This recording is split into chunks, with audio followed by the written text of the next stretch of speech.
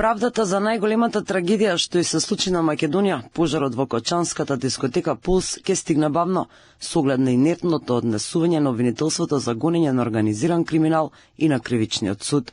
Нема обвинение за полицајците, ниту датум кога ќе почне да им се суди на обвинетите за кобниот пожар, додека родителите на трагично загинатите секој викенд протестираат и бараат што побрзо надлежните да се сносат одговорноста. Од обвинителството за гонење организиран криминал и корупција вела дека се уште собираат докази, иако поминаа 6,5 месеци. Во оваа истрага има 23 осумничени. Активно се постапува и се анализираат прибраните докази во однос на времетрењето на истражната постапка за секој од осумничените поединечно. Надлежното јавно обвинителство презема действија во предвидените законски рокови.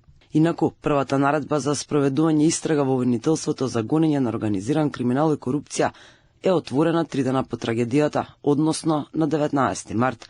Истрагата се води за тешки дела против предизвикување на општа опасност, но можно е да има евентуална промена на делото.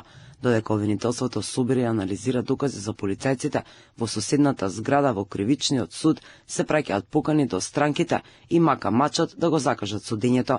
Вела дека има многу обвинети, а кога ќе го имале датумот, ќе и соопштеле на јавноста. Кога ќе биде насрочена расправата, странките и јавноста ќе бидат веднаш известени. Секако терминот за расправа ќе биде објавен на веб страната на судот. Потребно е да се има предвид дека се работи за предмет со 37 обвинети, 33 бранители и голем број на оштетени на кои треба да им се достави покана. АКМИ системот во кривичниот суд ја одбра судиката Дијана Груевска-Илиевска да го суди предметот Пулс.